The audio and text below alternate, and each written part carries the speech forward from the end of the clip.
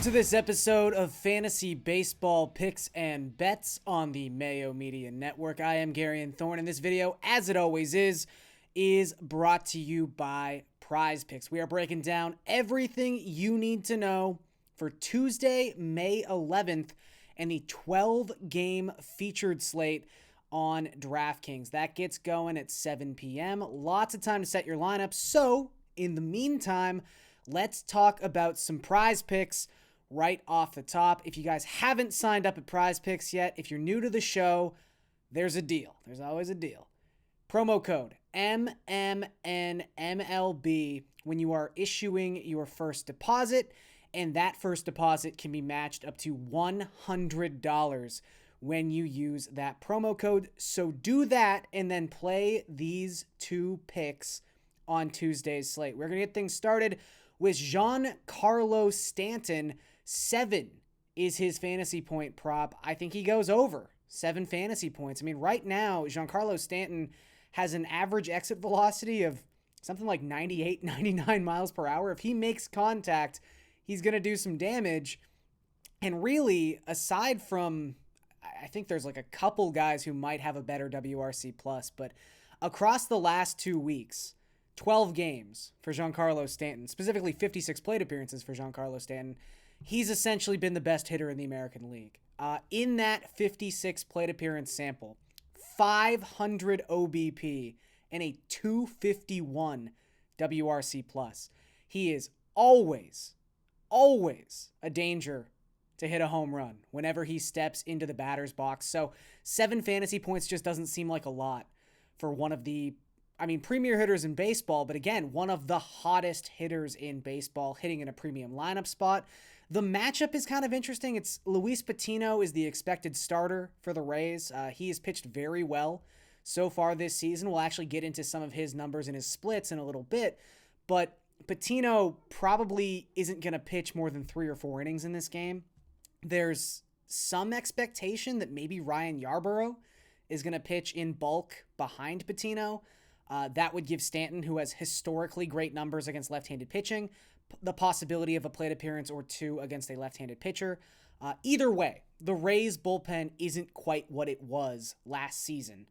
They're dealing with so many injuries. So again, this number just seems low for Stanton, who has been one of the best hitters in baseball as of late. So I'll take the over 7 points with Stanton, someone who's not quite as hot. He's actually slowed down and cooled down considerably since a blazing start to the season.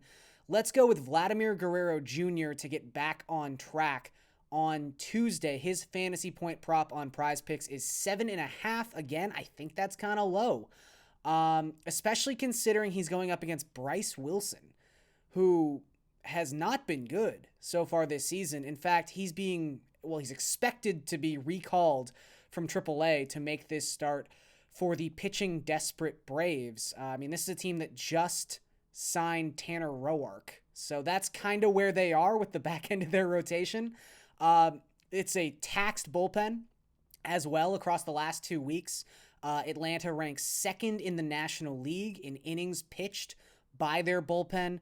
The bullpen hasn't been exceedingly good so far this season either. So if it's Bryce Wilson and then 5 innings of the Atlanta bullpen, I think Vladimir Guerrero in 4 plate appearances, possibly in 5 plate appearances, should be able to get over this number. I just think it's a low prop for someone who's had the type of success he has had so far this season. So I'm going to bet on Vlad against a subpar opponent like Bryce Wilson. It's pretty much as simple as that. Okay, so over 7.5 fantasy points with Vladdy, over 7 fantasy points with Giancarlo Stanton. And let's move it now to that 12-game featured slate I mentioned off the top. This is a really interesting slate from a pitching perspective. First and foremost, you'll notice as soon as you open the contest page, John Means is the most expensive pitcher on Tuesday. He's the only pitcher who clocks in at over $10,000 on Tuesday. It's a big slate. Again, 12-game slate. John Means, only guy with a 5-digit price tag. And it's hard to say he hasn't earned it. This is a guy coming off a no-hitter in his last outing against the Mariners. But there's a lot to unpack when it comes with John Means. And whether it's in the DFS community or whether it's in the redraft community, you really have to look at his numbers and start asking some questions. And I don't think all the questions are necessarily going to be met with poor answers or negative answers. I think John Means has proven to be a very good pitcher so far this season.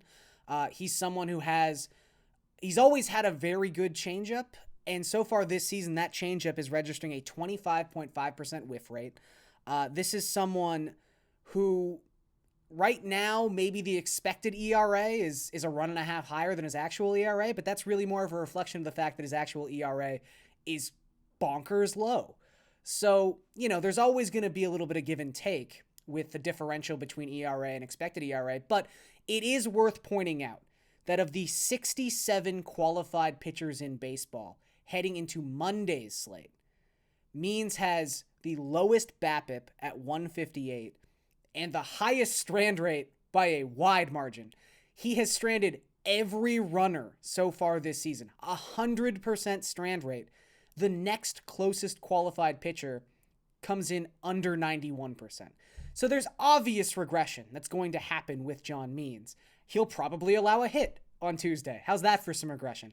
But I do think it's worth pointing out that while his BABIP is crazy low, and while it's easy for me to say, hey, John Means is going to be worse because his BABIP is going to get higher and higher as the season goes on, you have to know that in context, he's been really, really good by the advanced metrics, specifically expected batting average. Of the pitchers in the American League with 100 balls in play so far this season, his 193 expected batting average is the lowest of all those American League pitchers. So while the BABIP should be higher, we're not talking about someone who should have like a 300 BABIP so far this season. The way he can negate hard contact and the way that he's pitched so far this season, it does lend itself to someone who can survive a little bit longer than most with some crazy secondary stats, specifically that low BABIP. Again, it's going to regress, but how much is it going to regress is kind of the question. Still, it's worth pointing out that the matchup was such a big part of what was able to occur the last time he took to the mound. 12 strikeouts against Seattle. Seattle has a 29% strikeout rate for the season against left-handed pitching. The Mets, nowhere close to that. The Mets actually have a 118 WRC plus against left-handed pitching so far this season, even though they've struggled in general.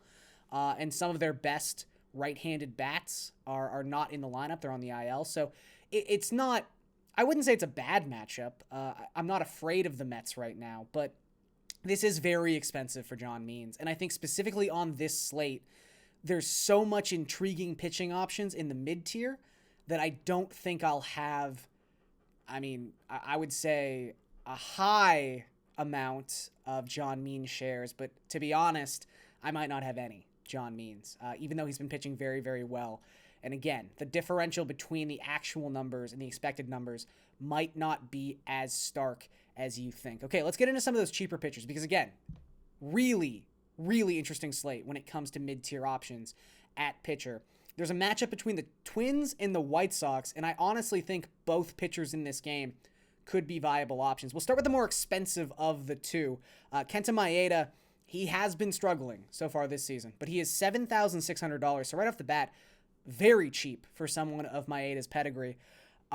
This is a good matchup, though. He's coming off, first and foremost, he's coming off arguably his best start of the season in his last outing, so that's a good sign. It also seems like some of the velocity issues, the red flags, have dissipated across his last two starts. The Oakland start, without question, his worst outing of the season. His average fastball velocity in that game was under 90 miles per hour. His last two starts, that average fastball velocity is closer to 92 miles per hour. So sometimes we see that April into May. Some of the velocity concerns that have popped up in April, they go away as the season extends itself and as these pitchers get stretched out just a little bit more. So I think that's trending in the right direction for Maeda. This matchup is also sneaky good. The White Sox, at some point, the injuries were going to have to catch up with them. And right now, they're just not hitting for a lot of power. Mercedes isn't hitting a home run every other at bat, and they're struggling to produce extra base hits. In fact, they have a 126 isolated power against right-handed pitching so far this season. That is the lowest mark in the American League. So I think Maeda is like a sneaky good option in this game, especially because Dylan Cease is going to be incredibly popular. And I can't blame people. Cease only checks in at 7K on this slate, despite the fact his last 2 starts, he's pitched 13 innings and struck out 20 without allowing an earned run. The Tigers and the Reds, I mean, whatever. Not the greatest in terms of opponent. The Reds are pretty good, but like the Tigers, most people should be able to do that against the Tigers. But Cease, we know, has elite strikeout potential. He's got elite strikeout stuff. We're seeing it. And Minnesota, another team, much like Chicago, where injuries are just going to catch up with what was expected to be a very good offense. Minnesota across the last 7 days, 28.4% strikeout rate. That's the second highest mark in the American League. So I can't say for certain that Cease is going to continue to pitch scoreless innings. The Twins will probably get a couple runs in this game, but if he pitches 6 innings against a team that's striking out almost 30% of the time the past week, Cease has the potential for double-digit strikeouts in this game. And at $7,000, if he can strike out 9 or 10 guys, you almost don't care if he gives up 3 earned runs. So I think Cease is going to be popular. Believe me, this isn't an epiphany that I had and I'm sharing with you as some sort of secret. He's going to be popular, but I think he's justified in being as popular as he is. But I think Maeda will be almost forgotten about because he's not Cease in this game. A couple more guys I wanted to mention just because they're so cheap. Brady Singer, someone we talked about last week. His start against Cleveland sort of fell apart. Had a whole thing with Angel Hernandez, who hasn't in the past week. Singer is only $5,700 going up against the Tigers. So sub 6K pitcher who's been really good so far this season. The swinging strike rate is like 8.9%, which is now well below average with where the league is with swinging strike rate and strikeouts. So he's not your prototypical DFS archetype, but he's just someone who's been really good this season, and he's facing the Tigers. And the last time he faced the Tigers, he pitched 7 innings, gave up 1 earned run, struck out 8, and finished the game with 32 DraftKings points. Not necessarily saying that's going to happen again, but we've already seen his stuff play at an elite strikeout level in this matchup because that's what the Tigers do to opposing pitchers. Singer, it's also worth noting, this isn't just about matchup. He's been really good. Coming into Monday, he is the only qualified pitcher in baseball who has allowed less than 3 barrels so far this season. Just 2 barrels for Brady Singer so far in 2021. So teams are having a hard time squaring him up, and I think that'll probably continue against a Tigers team that is dead last in virtually every major offensive category so far this season. I also wanted to mention Luis Patino. We talked about him a little bit with Giancarlo Stanton in the prize picks section. This is a risky one. This is one where you're definitely going to have to monitor the news and like follow those Rays beat reporters to kind of see what's going on if we get a glimpse of what Kevin Cash is sort of planning for this game. But he's just $5,500. He pitched 3 innings in his last outing and still was able to get 17.6 DraftKings points in those 3 innings against the Angels. He's got a 40% strikeout rate against right-handed batters so far this season because his slider is disgusting. Yankees are going to roll out a really, really right-handed heavy lineup in this game. So if that's the case, if we hear that maybe his pitch count is something like 65 to 75 pitches, because Singer is going to attract so many people in this particular price range, I don't think anyone's going to be on Patino. And I don't want to say he has like a ton of upside because if someone's only going to throw 4 innings, there's obviously only so much they can do. But at 5,500, if he can flirt with 18, 19, 20 DraftKings points, and that strikeout rate suggests he might if everything falls perfectly, that could be a really interesting variance play. So not something I'm going to be heavily invested in because it is a ton of risk.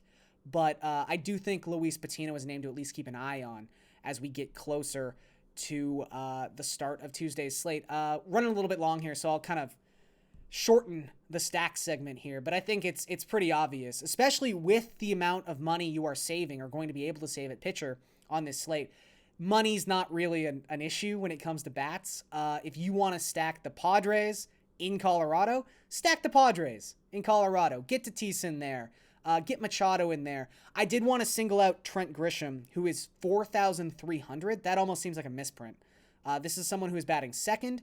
He's going up against Antonio Senzatella, who has always struggled with left-handed bats. Grisham should just be more expensive. I was expecting to see him around $5,000. To see him at 4.3 looks like a steal. The other quote-unquote obvious stacking candidate for this slate, in my opinion, would be the Blue Jays, who have been hitting much better as of late. Again, Bryce Wilson was demoted. He pitched so poorly early in the season. He's coming back just out of sheer desperation. Wilson has also, for his career, surrendered a 4.48 WOBA to left-handed bats. The thing is, the Jays don't have a lot of left-handed bats, or good left-handed bats, but depending on how the lineup shakes out, Kevin Biggio is probably going to hit like 5th or 6th. He's just $3,400, and he has been swinging it a lot better since a very, very bad early season slump. Also, Rowdy Tellez is back with the Jays. He's just $2,700. Hit 5th one game in the series against Houston they just completed. Hit 8th in the other 2 games. So if he's hitting 8th, it's going to be hard to stomach that, even at 2.7. But if you've got to save some money somewhere, he's not the worst option. But again, your Guerreros, Semyons, Bichettes, that's really where you want to go. And Teoscar Hernandez is still just $3,900, 128 WRC plus since he came off the COVID IL, hitting cleanup. So $3,900 for a cleanup hitter against Bryce Wilson. That seems like a really good value. As we move to best bets over on the DraftKings Sportsbook, let's stick with the Jays and the Braves. I don't understand this line. There's a chance it's moved significantly since Tuesday night, and I would understand that. The Jays' money line right now is plus 143. It's Robbie Ray against Bryce Wilson. Yes, the Jays are on the road. However, Bryce Wilson's bad, and Robbie Ray, he's given up some home runs recently. However, Robbie Ray's last 3 starts, his FIP is under 3. He's got a 31.9% strikeout rate, and he hasn't walked anybody. So Robbie Ray's looking really good right now. Bryce Wilson is not. And also the Braves, even if you just want to make this about the Braves' offense a little bit, they have a 55 WRC plus against left-handed pitching so far this season. That is the lowest non-Tigers mark in baseball.